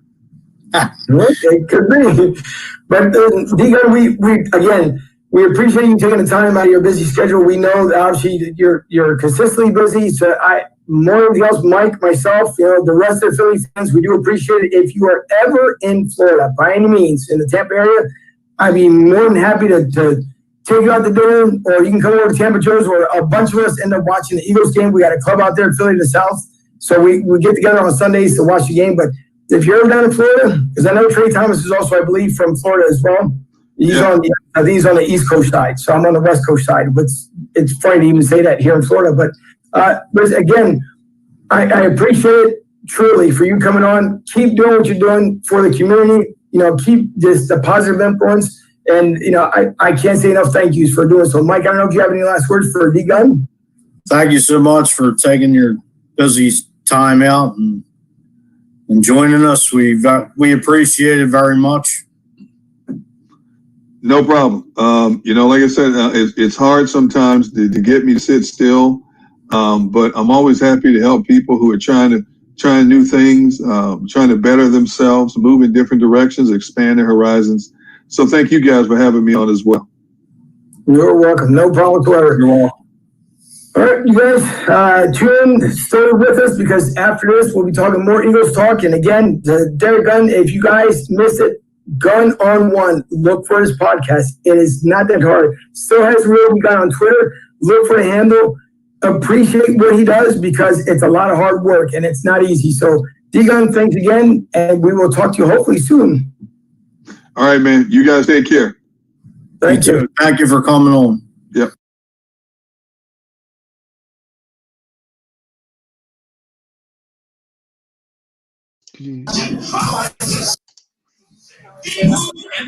Listen, I hope everyone enjoyed that segment. We really did appreciate Gary Gunn coming on with us. It was a lot of fun to be done. At least I can say that myself. Mike enjoyed it, I'm quite sure, himself. But it goes to show you that as long as you make the right contact with the right folks, you can have fun. You can bring people up, and hopefully we'll keep bringing more and more guests for you guys. And I guess it must have cut up the volume. That was an amazing interview, and very down to earth gentleman, class act. Hopefully we will have Derek on, and hopefully we'll be able to get more personalities on to bring to everybody.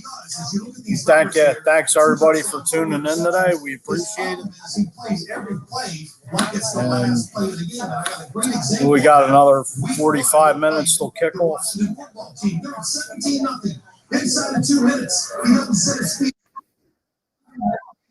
Yeah, just about another 45 minutes here. But thanks also to everyone who decided to put the comments up there. Bill Hansen out there from Code. So we appreciate Bill, an awesome friend of mine from back home. We've worked together, so thank you. Also, I know Ralph put that out there, so Ralph, if you're still there and you tuned in, sometimes when you try to get the process out there, you got 30 million thoughts and you only have a short window on together. But I do appreciate that. Yes, sometimes but I do. Again, we were on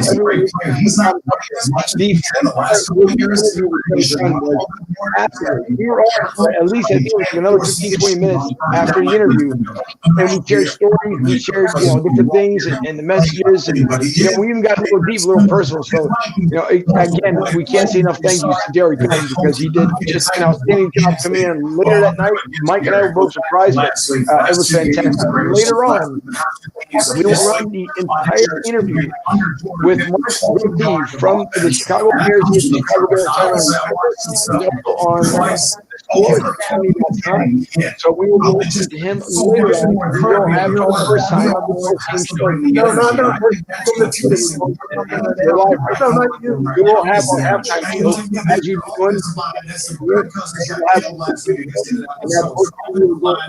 word to say for it was okay. The other thing they got going for it is on next. We need another weapon down the field. And the third thing is we're beating 35 points. They're just telling me, Kirk Cousins got to play better. One finger away. All right, sorry to be at the take. I'd like to take the time to who passed earlier this week. A lot of stuff that went on there with Derek Gunn from referencing him to Donovan McNabb, seeing what he's doing, the preparation.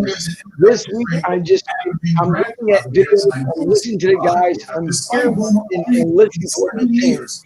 And according to Carson Wentz, he continues to say he needs to improve. Last week, we noticed that he had 2 sacks. One play, you're holding on to the ball. I mean, there's so many things that you go wrong. You don't have to let go of the ball.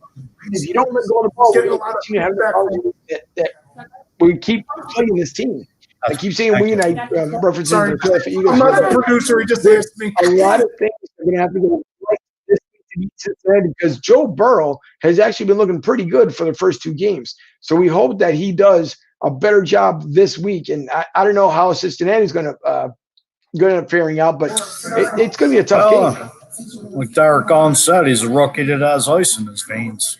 I mean, he came out looking like a poised veteran the first two games so far. And I know Cleveland was blitzing him last week, but he was, he rise to the occasion. He's a Heisman Trophy winner. He's not a number one pick overall for nothing. I just watching that Cleveland-Cincinnati game last week. He looked like he had a lot of poise, looked comfortable in the pocket, not like your average rookie. He didn't look like a deer in headlights, that's for sure. So hopefully, Jim Schwartz will be able to blitz and change up the defensive schemes and, give a blindside Joe Burrow and make him shake, rattle him early. That's what you got to do, get in his face. Like I said, I think it's a big win today, so I'm not guaranteeing the score, but I say the Eagles win, run the ball. I mean, the Bengals defense has given up like almost 400 yards in the first two games.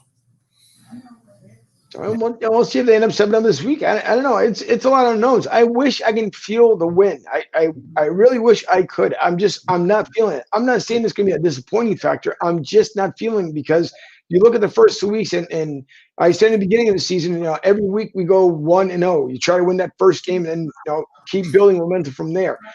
I think if you look at it with Carson Wentz, if we go 0-3, if the Eagles go 0-3, it's tough now that you're starting to look because now the case will be after this, could they make it to the wild card? The NFC East right now at this point is just about an absolute joke. No offense, but it is. You got that game from Atlanta and Dallas last week.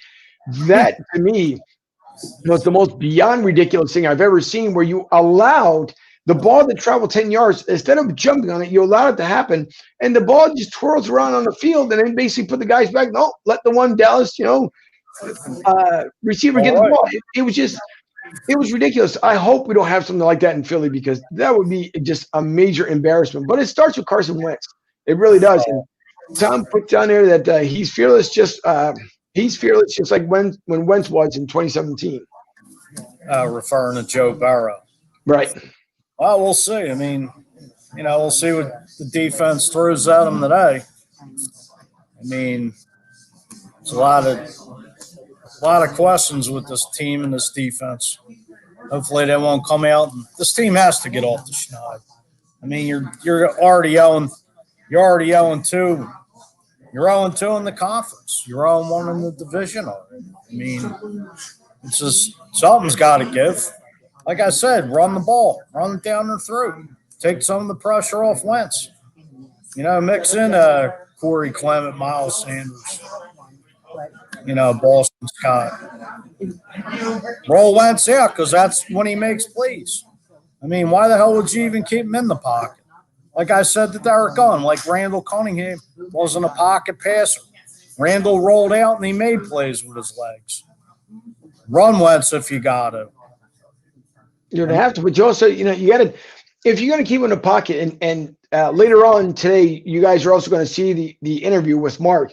And I referenced Trubisky this week that the one passing play that he had, he looked beyond comfortable in that pocket, but he had the room to, the room to run. He stayed within the pocket, but he can go 1 yard left, 1 yard right. And he looked well throwing the touchdown this past week with the Bears. But again, with Carson Wentz, I don't know if it's just it's when he plants his feet. If you look at it, as you're looking at the entire play, it almost seems like he wants to do too much before the process gets out. And reading the line has been one of those things that he's had a problem with since being here.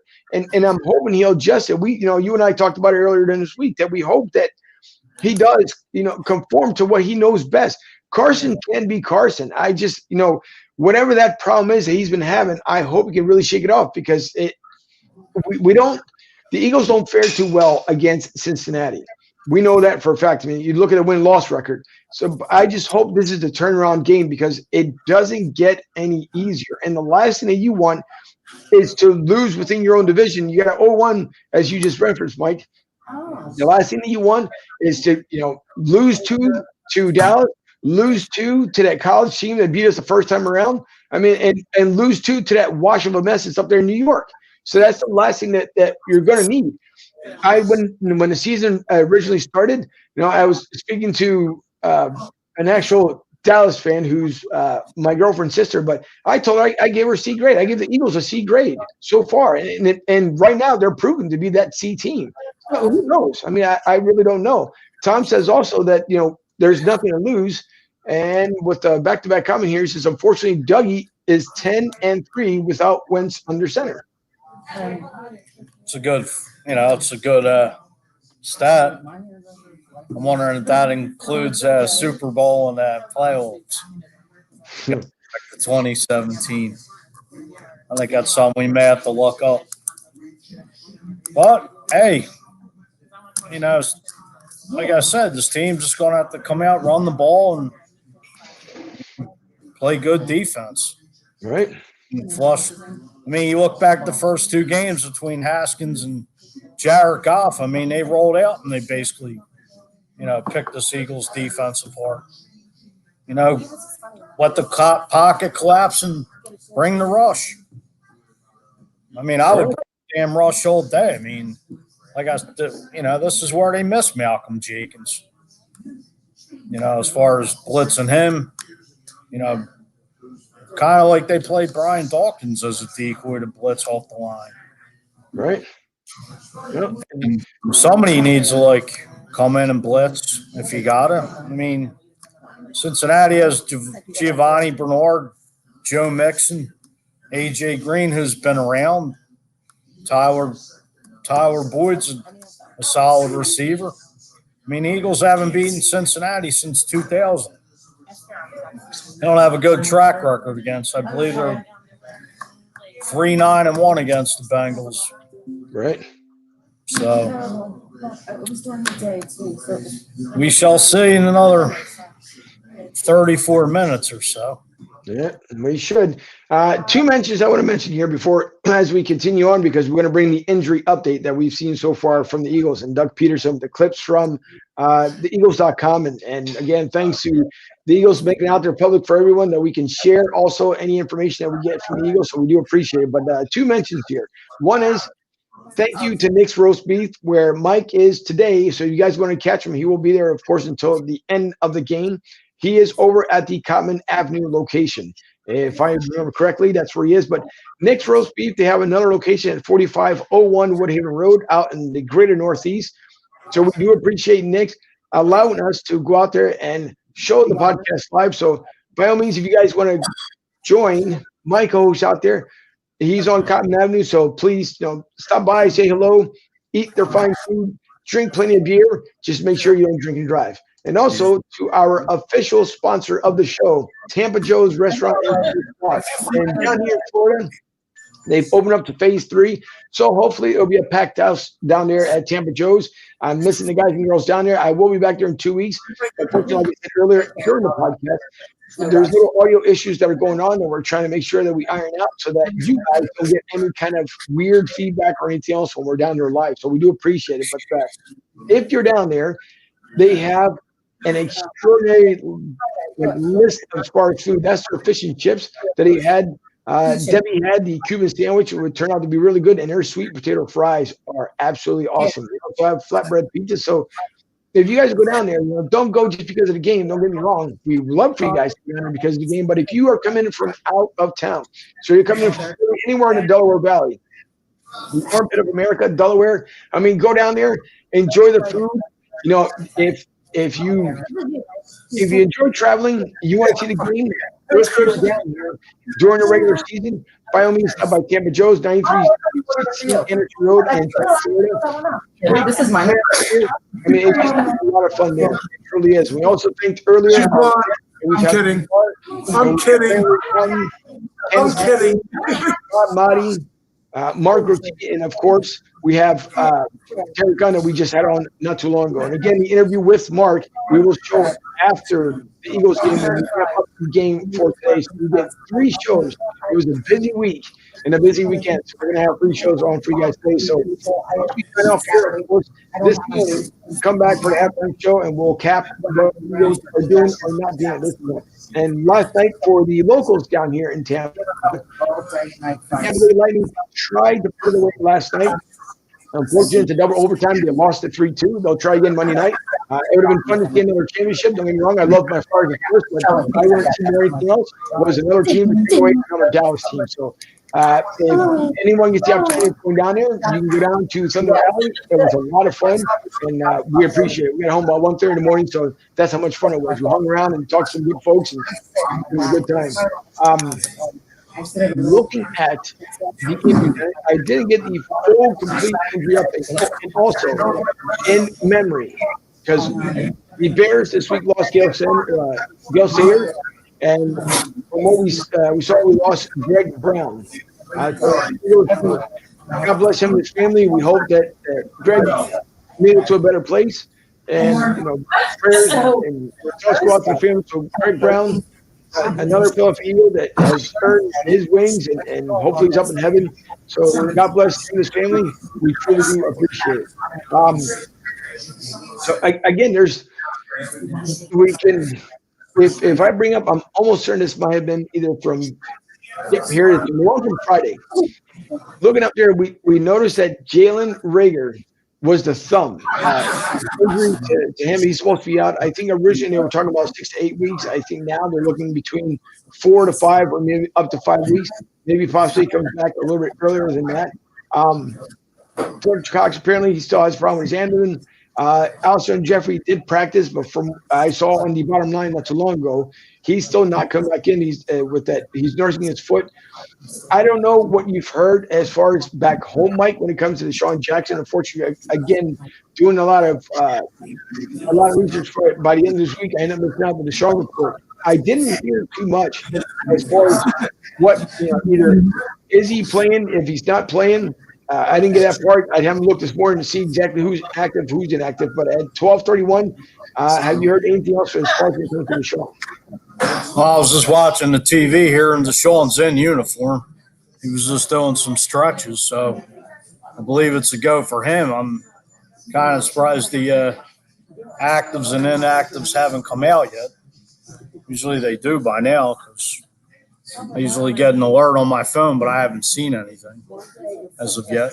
But hopefully, everybody will be healthy and ready to go. I know, like the report you just showed from Friday, Jason Peters, Jason Kelsey, Malik Jackson, Deshaun, all the rest. And, that's the only thing I don't like. It's like you're only in the week 3 and you already got guys, already rested. I mean, back in the day, the 2 of these, ain't nobody resting.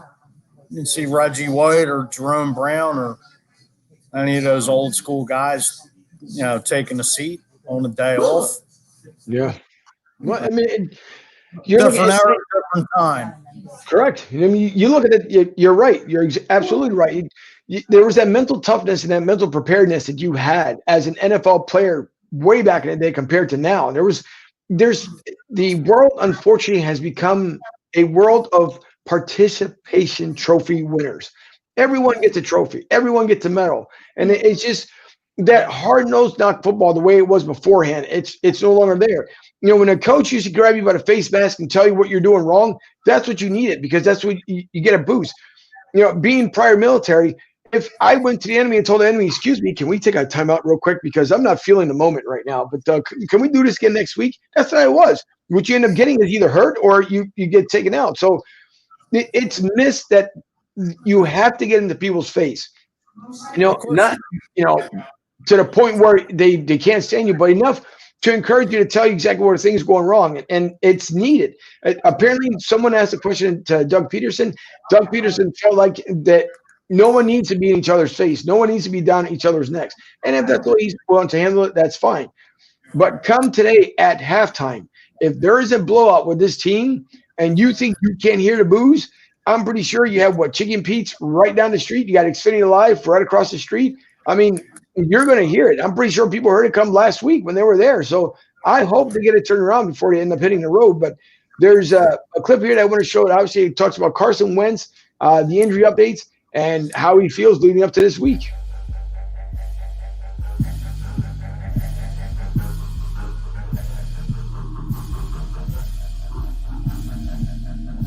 He's a young player. He was starting to.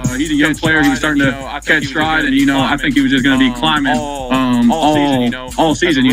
As a rookie, he's just going to get better and better. So it is a big loss for us. Obviously, when you lose your last two first-round picks, it takes a toll on the offense. But we're going to be all right. We're going to fight through without him and be excited when he gets back. He's going to miss probably a little more than 3 weeks. His is a little more significant.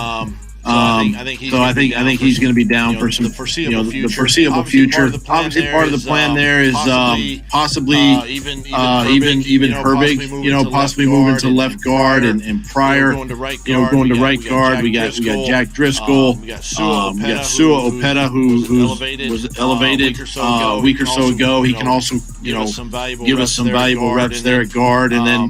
Jamon Brown, who we just acquired, but at the same time, catching him up to speed to see where he's at. So there are some options there.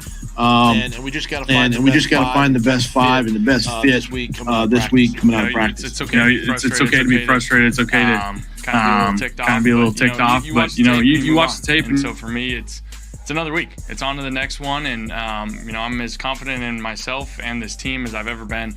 I don't waver, and I don't see this team, this locker room waver when we go through rough patches like this. So we're excited for another opportunity. We know 0-2 is not where we want to be or not where we envision being, but it's a long season. We're excited to get back to it. It is Hargrave. Okay, let's see what he has here. This is a man who, what does he weigh? I mean, Hargrave, he's over 3 for sure. Pretty good. Yeah. Do you believe that you could beat any Eagles player in a 40-yard dash? No, are you kidding me? No. Any. No. Absolutely. Dash.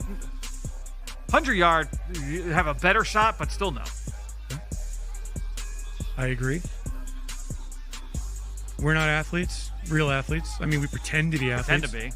You dream to be. Yeah. I never say that I'm an athlete around an NFL player. It's like it's so embarrassing. Yeah, my rec league, I scored 32 points one time back in 300 years ago. You should probably be able to beat a couple of those guys in tennis, though. I've challenged Jake Elliott in tennis many times, and he's scoffed at me.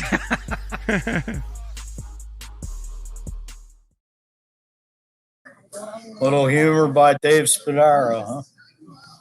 Yeah, just a little bit. And Dave Spadaro, who does a great job for the Eagles organization. I mean, that's another guy that we hope, and it's tough because you have to talk to some of these guests. You have to go through agents, you have to go through managers, and so it's tough when we do that. We've reached out to Deuces Rogers. Of course, that's going to take a while because we have to go through 6ABC and through Disney in order for that stuff to happen. So we do have other people that we have lined up. It's just getting the clearance to say it's okay for them to come on the show. So again, because this is for you guys, it's a show about you guys, and we don't keep it. We don't throw politics or anything else in there. This is a show for you guys. So we appreciate everyone coming on. We appreciate the live views today, the likes, the shares, the love, everything that you guys do. It goes without saying. Thank you to you guys, because without you guys, it isn't possible. So we really do thank you guys coming on.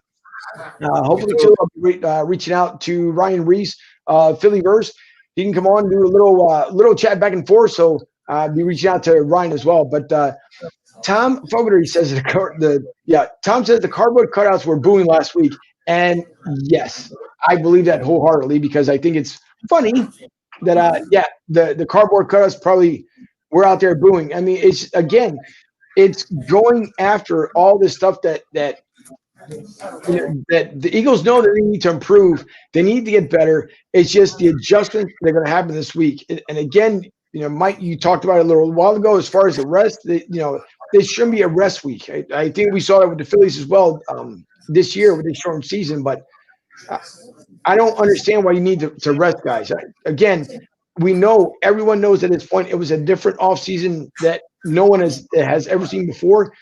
But the resting, I would think you want to keep them in there just to make them better. But if you're doing it because they're trying to nurse an injury, then I guess there's the next man up mentality still at this point. There's another, of course, clip here that I want to show, and it talks about recently Doug Peterson gives yet another injury update as far as what he expects from the next guy coming up through the ranks. This week, no, it's too soon this week because he hasn't taken the practice reps needed. In the next couple of weeks, possibly. But again, it just depends on how he recovers today, right? You put a guy that's had an injury out there. You want to test it. You want to see where he's at. But it's all about today. It's the day after, 24 hours, how he recovers. Yeah, in Fletcher's case, it's been day to day. He's gonna try to get some work in today, see where he's at physically. To see if he can go, but we'll see where he's at the end of the day today, tomorrow. Obviously, another work day, and then make the decision on game day with him. I'll tell you the number one thing is Matt Pryor for us has played right guard specifically. He played there last year. He played next to Lane last year. And he feels comfortable there. Nate's been the guy that we've been able to use in a couple of spots, right? He can also play center if need be. And so he's the one that we feel more comfortable in right now, being able to move him, to the left side. So both the guys have handled it extremely well. But really the main reason is that Matt Pryor is more comfortable and has played the right guard position more. For me, I think it's just a mindset. I try to live my life, being undrafted since I was young. I just feel like if you don't make any excuses for yourself, then that's a good way to live your life. So, move me to left guard. I'm excited. It's a new opportunity, a new challenge, and I'm just not gonna make any excuses for myself. I'm gonna go out there and try and do my job the best that I can. There's nobody I'd rather compete with more than my brother. Honestly, it's one of those things with your family. You're always rooting for him, but if anybody beats him, I want it to be me. So. That's something. It's obviously a friendly competition that'll mean something more to us later down the line. But right now, it's all about our teams. It's all about this game and putting our team in the best situation to go get a win. I've been working on this. I'm gonna go DJ Naderade. Oh man, that was quick. Yeah. Well, can you say it again? DJ Naderade. It's like Gatorade, but Nate.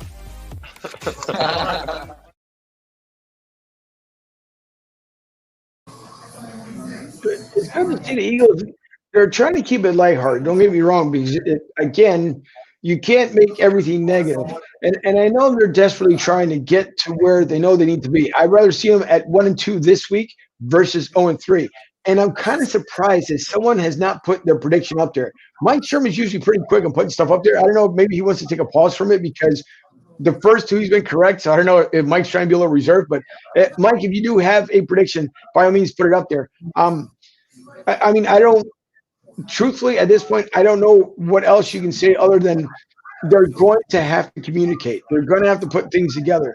They're going to have to do things to gel. We hope that as Sean Jackson gets more reps, hopefully Miles Sanders doesn't fumble. I mean, this first drive, this opening drive, could make or break as far as what can lead up to the rest of the game. And we've seen comebacks before by the Eagles, but we're hoping that we're not trailing this game. We hope that Joe Burrow does not have a super breakout game that makes him look better than old Johnny 2.0, which I believe that's what he is. Hopefully he's not, but the Cincinnati folks know better than us.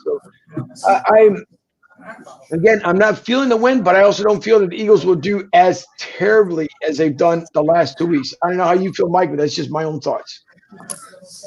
Well, again, I mean, the Cincinnati team that they've had trouble with, but it's also hasn't been one of your stellar organizations in the past. Not to shift gears, but I do have a list of inactive Eagles for today. Sure. Fletcher Cox is suiting up. Here's a list of the inactive Eagles. Guard Jamin Brown, safety Rudy Ford, a good special team player. Running back Jason Huntley, Alshon Jeffrey, Jalen Rieger, Nate Sudfeld, and Casey Tool Hill. Here's another note. Jalen Hurts is the number 2 quarterback. Oh, you got some. There's some interesting news there that Nate Sudfeld is inactive, not dressing, and Jalen Hurts is the backup quarterback today. So we shall see today. How much can we read into that one? That's interesting. That's really interesting. And speaking of Mike, final score: Eagles 23, Bengals 22. Jake Elliott 37-yard field goal at the end of the game to win it. Mike's been on the money for the last 2 weeks. So I'm not going to disagree with Mike. I'm not going to not this week because the first 2 weeks he's been on point. So I thought last week it would be a whole different turnaround. Unfortunately, it didn't work out that way. But Mike's at a good point.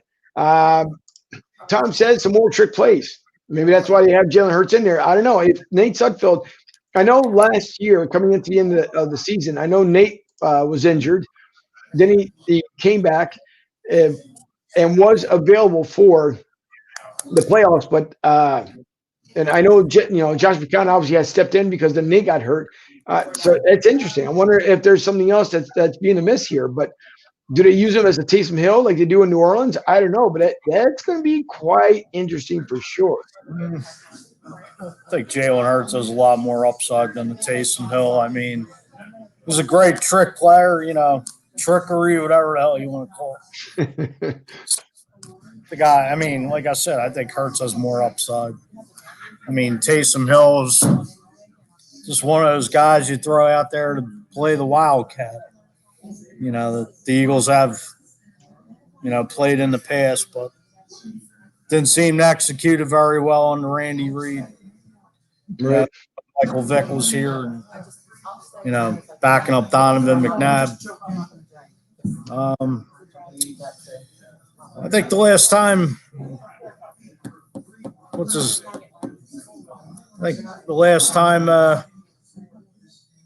the kicker? I can't remember. Jake Elliott? Last time Jake Elliott won an overtime field goal, Eagles went on to win the Super Bowl, but that's a long shot right now. I mean, hey, get off the schneid at 1-2 and, not looking forward to ahead the next week, but 49ers got a lot of injuries and they got a backup quarterback going in the end of the day. So, you get a W today and then go out to San Francisco. Maybe there is a shot. Who knows? Let's just get past this Cincinnati game without no injuries and come out and smoke this team. Correct. Drop the hammer. That's true. Mike says Bengals have nothing to lose. If I am the Bengals, every set of downs will be 4-down territory. They will control the clock more than expected. Chris Berman was considered the Swami or something like that. If I remember correctly, that was the name that he used to have. Well, I think that's what we're going to nickname Mike Sherman. He's going to be the Swami. Yeah. Because he's been on point. I can't take it away from the man. Mike has been on point, so I don't know. We'll see. He's been on point. I'm not going to disagree with him. I'm telling you, that's one guy I'm not going to disagree with this week. I did see, though, as we were talking, Julio Jones is inactive against the Bears this week, so maybe that'll help out Trubisky a little bit more as far as scoring some touchdowns. And of course, he's on the offensive side of the ball. But this past week, sorry, Mike. This past week, and noticed that the Dolphins, who went 1-2, beat the Minshew Mania. I'm not sold on this cat whatsoever. I think it's silly for them to do what they did. And again, they sent Nick packing. You got Gardner Minshew. They should be that that London team. They are as far as in my book. But there was a loss there. We're looking at games coming up. We got the Texans at the Steelers. The Texans still looking for their first win. Bengals, of course, playing our Birds. We're looking for our first win. So are the Bengals. So it's the best of the worst coming up here in week 3. You got the Niners, Giants. Giants are also looking for their first win. I don't think they even get it with the 49ers being banged up. I still think the 49ers end up taking it. Raiders against the Patriots, who are 1-1. Cam Newton, of course, with his new team. The Raiders looking great for the last 2 weeks.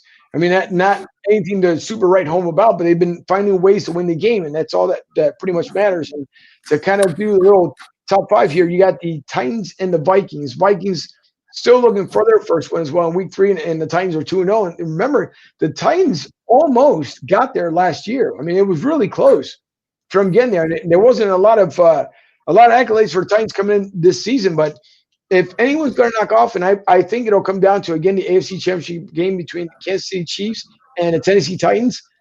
I mean, we could be looking at it. The Ravens, I know also for my boy Chris, who lives out there in St. Augustine, I know his Ravens were looking well as well. And I believe the Ravens take on Kansas City Chiefs, if I remember correctly, do they not? So that should be a good battle, right? Yes, they do. You do have some solid games today. You got the Bucks against that whatever that team you want to call them. I don't mention. Yeah, whoever. That shiny blue nonsense that happened to win last week. And listen, I will for this particular segment, I will eat a little bit of crow because, of course, the keepers, Kim, Jake, their dad, and we're almost an NFC East family team here because Jake's girlfriend is that college football team from DC. She's a fan of them. So, and there's no Giants fans here, but so that was, of course, that silly win they got last week. It was incredible. I couldn't believe it. And I don't know. I don't foresee them beating Seattle, but we will see. Obviously, the Bucks and Denver play later on at 4:00. And actually, there was news that came out with, again, DeSantis making it phase 3, that the next time the Bucks are home, they are home. But the next time that they're home again, they will allow for the fans to be back in the stands. Not completely, but the season ticket holders will get first priority, and then there will come a little trickling after that. And so it'll be 25%, and then eventually they'll ramp it up because the Super Bowl will be hosted this year in Tampa Bay. The only reason why I didn't make it out there to LA because LA did not have that ridiculous stadium that I think was $9 trillion, even though I believe it was like $40 billion or something. But man, that's a beautiful stadium. So the Super Bowl will be played next year, which means that Florida will not host another Super Bowl for, I think it's like another 8 to 9 years because they were able to get the back-to-back Super Bowls because they had the availability. Mike Sherman, once again, we will see today. There's a name that I have been anointed with in Philly. Yeah.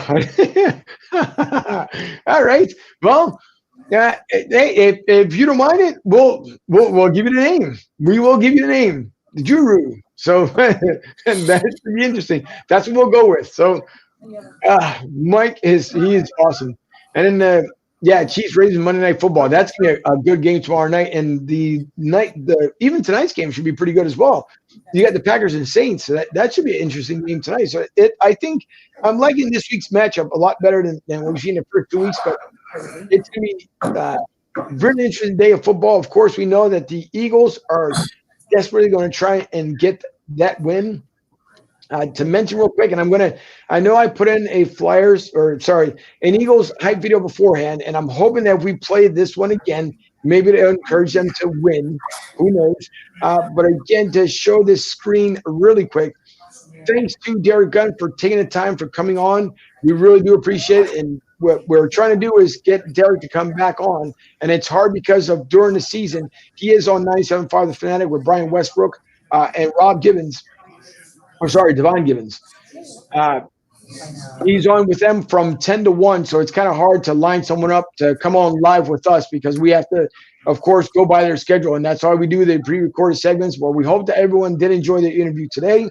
We're also looking at coming back here at the half to talk about what the Eagles are doing and or are not doing. So we'll recap the game at the half, and then to add a bonus show for the first time for us, we will have a post-game show, and that post-game show will show Mark Grote be on from the Chicago Bears, and we'll see because now not only do I pay attention to our Eagles, but then, of course, to the Bears because we will have him back on come next week, and we'll be talking to him. So a good beat reporter.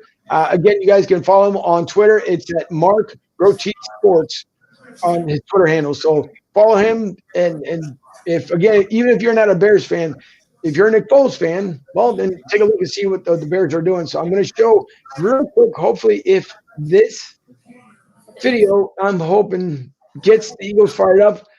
Let's hope so. This is one that I showed earlier. We're going to see if we can't get everything, the juices flowing, the whole 9 yards, and then we'll quickly wrap it up, and we'll get you guys ready for game time.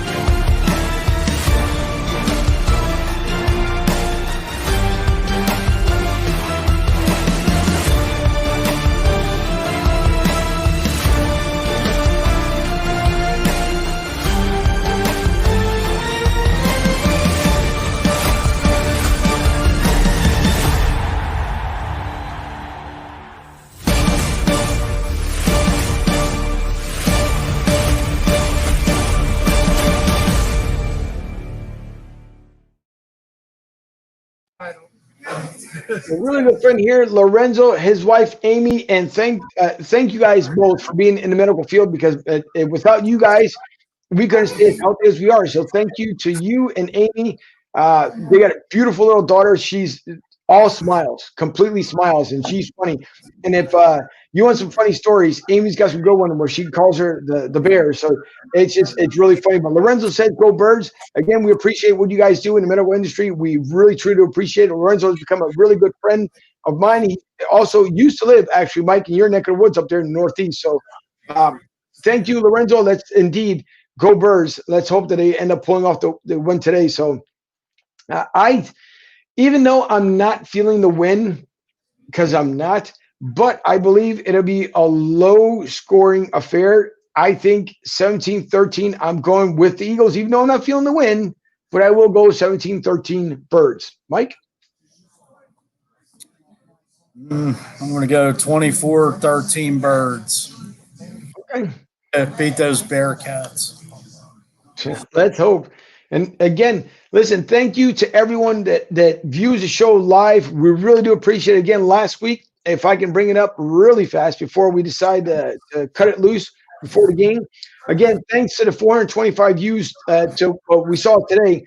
Thank you so much for that. And the 322 halftime views. The halftime is actually growing. And again, we appreciate it, because without you guys, we don't have this show. So we hope to bring, again, good, fresh content every single week. We're trying to line up the guests as much as we possibly can, but of course, with some folks, you have to go through producers and agents, all the good fun stuff. But Jerry Gunn, we hope to have them back on.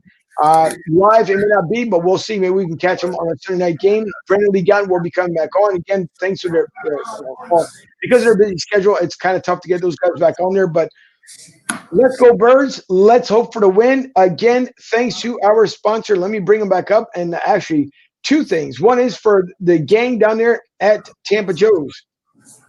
I hope they're having fun. Of course, it's just a shot of what the place looks like. And thanks to Tampa Joe's. Thanks to Mike Klein's group, Philly to the South, the Eagles fan club, if I can get it out correctly. Hopefully they're having fun down there today. And, of course, Tampa Joe's is the official sponsor of the show. So we thank Mike Goodwin and his group, and he continues to open up more restaurants. So God bless Mike for just continuing to giving back to the community. We really do appreciate him coming on as far as a sponsor, and we've reached out to other couple of folks, so we may have some more coming up here. But, Mike, thanks for coming on. We will see everyone back here at the half. If you have anyone you want to thank, we can put it on before we sign off. I want to thank Rich, Maria, Kathleen for all the letting us post on all the Eagles pages. I'd like to send a special happy birthday to Heather Brady, who's been with us, all 9 episodes. Happy birthday, Heather, from Angel and I. And I want to thank everybody, Tom, Mike, everybody, Mike Klein, everybody from Tampa Joe's. Thanks, everybody, for tuning in. Let's go Birds, and let's get a win today. That's true. Let's go Birds. And I did forget, I did see it earlier, and I did wish her a happy birthday on Facebook. But Heather, happy birthday. I hope you have many more. I hope you have a great day, and maybe your birthday brings a win to the Eagles. So let's just hope. So everyone, we got to see one more comment before we sign off here. Mike, once again, like and share the page. Everyone, great show, guys. Mike, we do appreciate it. Mike is always out there, talking about the show as well. Again, we do have an email for you guys. If you guys ever want to write in a comment, Broad Street South Sports Talk @gmail.com. And the ST between the Broad and Street is hyphenated, so it would be Broad ST South Sports Talk @gmail.com. Again, we appreciate everyone coming on. We appreciate the love, the support, the likes, the shares. Let's keep growing this thing so we can get bigger and better interviewees for you guys. Let's go, Birds. We will see everyone back here at the half, which will be probably somewhere around 2:30. So again, let's go, Birds. My co-host, thank you so much. We will see you guys at the half.